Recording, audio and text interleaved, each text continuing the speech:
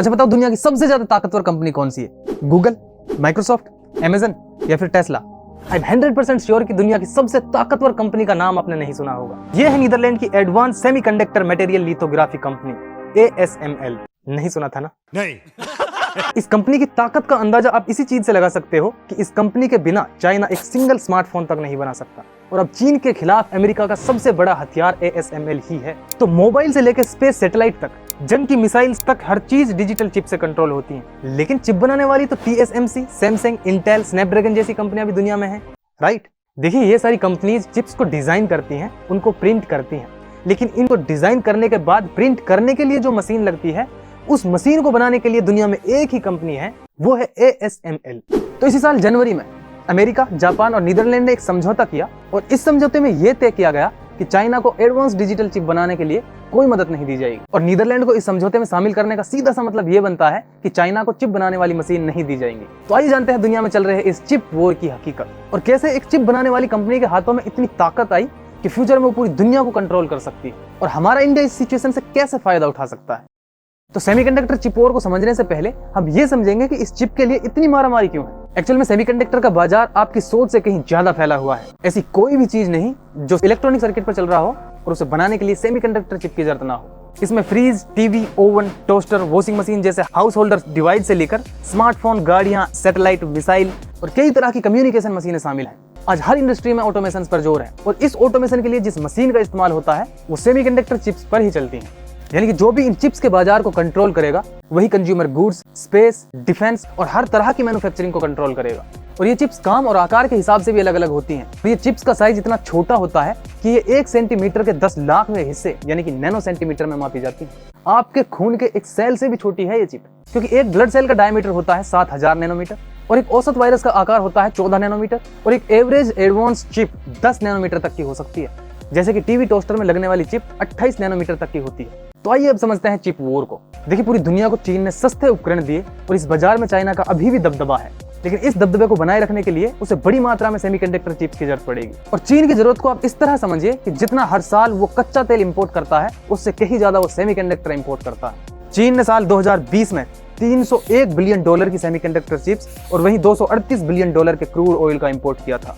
इस chip war की शुरुआत तब हुई जब नए राष्ट्रपति बनने के बाद शी जिनपिंग ने चीन को चिप मैन्युफैक्चरिंग में आत्मनिर्भर बनने की कवायद शुरू कर दी। देखिए, सेमीकंडक्टर चिप्स की टेक्नोलॉजी अमेरिकन वैज्ञानिकों की देन है, लेकिन चिप्स की मैन्युफैक्चरिंग बड़े पैमाने पर हमेशा से ताइवान, जापान और यूरोप में होती रही है। अब चीन ने चिप मैन्युफैक्चरिंग शुरू तो की है, लेकिन वो अभी तक 28 नैनोमीटर से बड़े चिप ही बना सकती है, और इनका इस्तेमाल होता है गाड़ियों में और इलेक्ट्रॉनिक डिवाइसेज में, और इन्हें लेगेसी चिप्स कहते हैं, और दुनिया में 9% लेगेसी चिप्स चीन में ही बनते हैं।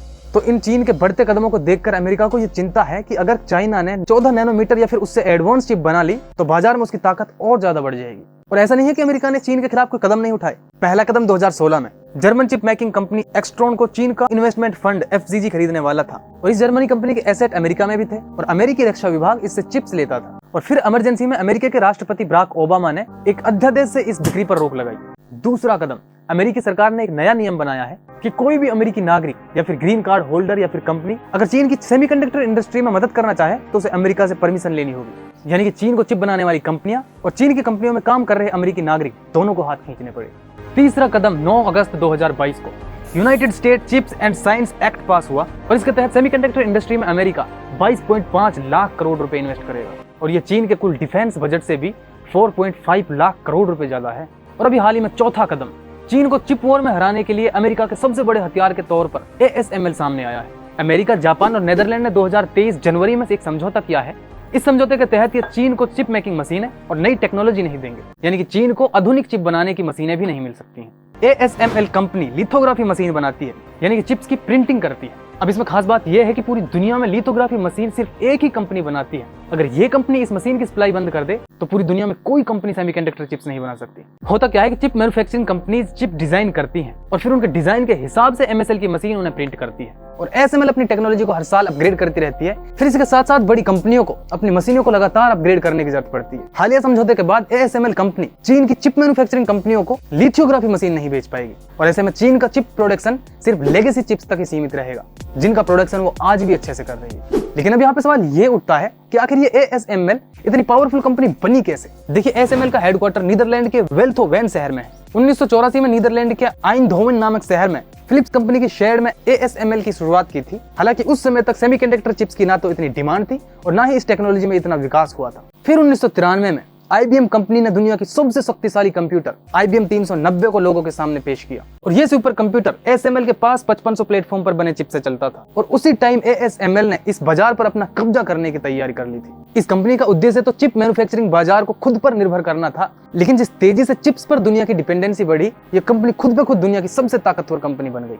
आज ग्रॉस रेवेन्यू के मामले में दुनिया की सबसे 100 बड़ी कंपनियों में ASML 32वें नंबर पर है और शेयर वैल्यू के हिसाब से ये दुनिया की तीसरी सबसे बड़ी कंपनी है। और इसकी खासियत यह है कि वो ग्रॉस रेवेन्यू या शेयर वैल्यू के मामले में दुनिया की टॉप कंपनियों को भी घुटनों पे ला सकती है। अब आपके दिमाग में एक ये बात आ रही होगी कि कॉपी पेस्ट के मामले में महारत रखने वाली चीन इन मशीनों को क्यों कॉपी नहीं कर सकती। देखिए, MSL की ताकत ही एक ऐसी टेक्नोलॉजी है जो दुनिया में कोई भी कॉपी नहीं कर पाया और चिप प्रिंट करने के लिए 2 टेक्नोलॉजी का इस्तेमाल होता है। पहली DUV डीप अल्ट्रावायलेट लिथोग्राफी, इसके जरिए 20 नैनोमीटर से 300 नैनोमीटर तक के बड़े चिप बनते हैं। दूसरा EUV एक्सट्रीम अल्ट्रावायलेट लिथोग्राफी, इसके जरिए 5 नैनोमीटर से 15 नैनोमीटर तक के आधुनिक चिप बनते हैं। इन दोनों टेक्निकों पर MSL का पेटेंट है और पेटेंट की शर्तें भी बहुत सख्त हैं कि कोई कंपनी अगर बिना ASML की इस मशीन के चिप बनाती है तो उसको साबित करना होगा कि उसकी टेक्नोलॉजी ASML की टेक्नोलॉजी से अलग है। और जब ASML ने शुरुआत की थी तब कोडेक, कैनन, ब्लैकबेरी, IBM समेत कई कंपनियां इस फील्ड में थी। बाकी कंपनियां कंप्यूटर मैन्युफैक्चरिंग के हर फील्ड में आगे बढ़ना चाहती थी, लेकिन ASML ने पूरा निवेश लिथोग्राफी तकनीक पर ही लिया और इसी के जरिए उसने एक ऐसी तकनीक इन्वेंट की जो अपने आप में अनूठी है। कोडेक जैसे कॉम्पिटिटर खत्म हो गए, IBM कंप्यूटर मैन्युफैक्चरिंग से निकल गया और सिलिकॉन वैली ग्रुप जैसे कॉम्पिटिटर को ASML ने 2001 में खरीद लिया। और ASML क्या रॉ मटेरियल यूज करती है, ये भी अपने आप में एक सीक्रेट है। हालांकि कंपनी की वेबसाइट पे वो दिखाती है टेंटेलम, गोल्ड, टीन, टंगस्टन ऐसी चीजों का जिक्र करती है, लेकिन इसके अलावा कई ऐसे केमिकल्स भी हैं जिनका खुलासा इस कंपनी ने नहीं किया। और दुनिया में जिस हिसाब से चिप डिमांड बढ़ी है उतना प्रोडक्शन नहीं है। 5000 सप्लायर से ये कंपनी चिप प्रिंटिंग का कच्चा माल अकेले ही खरीदती है। खैर, अब इस कंपनी को कॉम्पिटिट करना और इस मशीन को असेंबल करना कितना मुश्किल है इसको भी जान लेते हैं। इस चिप प्रिंटिंग की एक मशीन का वजन 180 टन होता है, यानी कि डबल डेकर की बस के बराबर। ये 7 अलग अलग हिस्सों में बनती हैं और इसके मैन्युफैक्चरिंग के 60 अलग प्लांट हैं और ये मशीन के सभी हिस्से नेदरलैंड के वेल्डोवेन शहर में ही असेंबल होते हैं और एक मशीन की कीमत 1500 करोड़ रुपए है। और ये कंपनी सिर्फ मशीन नहीं बेचती, उसको चलाती भी खुद है। ASML जब किसी को चिप प्रिंटिंग मशीन बेचती है तो उसको उसे संभालना, कंट्रोल करना नहीं सिखाती, बल्कि ASML का एक इंजीनियर उसके साथ तैनात कर देती है और मशीन की पूरी लाइफ ये इंजीनियर उसको ऑपरेट करता रहता है। पार्ट्स और सर्विसिंग भी सिर्फ ASML इंजीनियर्स ही देखते हैं, यानी कि ASML की मशीनें किस टेक्निक से बनती हैं ये किसी को सिखाई नहीं जाती, बल्कि ये सिर्फ ASML के इंजीनियर्स को ही आती है।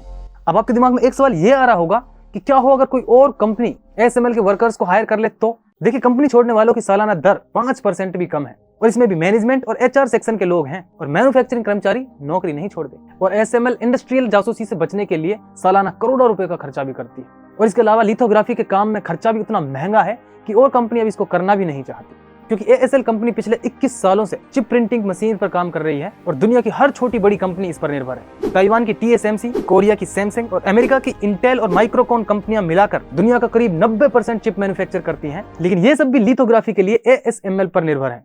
एक बुक है Chip War, the fight for the world's most critical technology.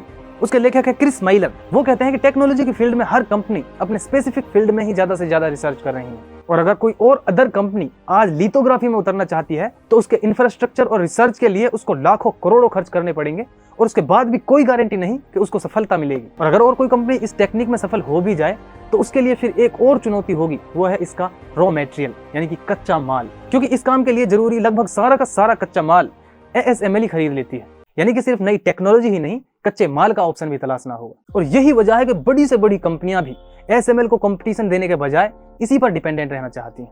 अब अमेरिका के इन सेक्शंस की वजह से चाइना को लेगेसी चिप बनाने में भी प्रॉब्लम्स हो रही हैं, क्योंकि चीन को कच्चा माल ना मिलने की वजह से अब लेगेसी चिप्स में भी शॉर्टेज हो रही है और जो देश चाइना पर लेगेसी चिप्स के लिए डिपेंडेंट थे अब वो नए सप्लायर्स ढूंढ रहे हैं।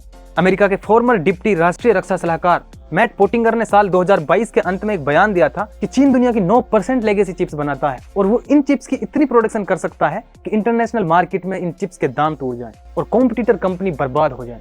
हालांकि सोलर पैनल और 5G के एरिया में चाइना ऐसे कदम उठा भी चुका है, तो अमेरिका और चाइना के इस कोल्ड वॉर में एक देश है जिसका फायदा हो सकता है वो है हमारा देश इंडिया। इंडिया चिप डिजाइनिंग में तो काफी आगे है, लेकिन चिप मैन्युफैक्चरिंग में जिस तरह का जल समेत अन्य रिसोर्सेज मैनेजमेंट की जरूरत होती है, वो एक्सपीरियंस जुटाने के लिए भारत को टाइम लग सकता है। आई होप ये वीडियो आपको अच्छी लगी होगी। अगर वीडियो अच्छी लगी हो तो लाइक शेयर करना, चैनल को सब्सक्राइब कर दीजिएगा। Thank you.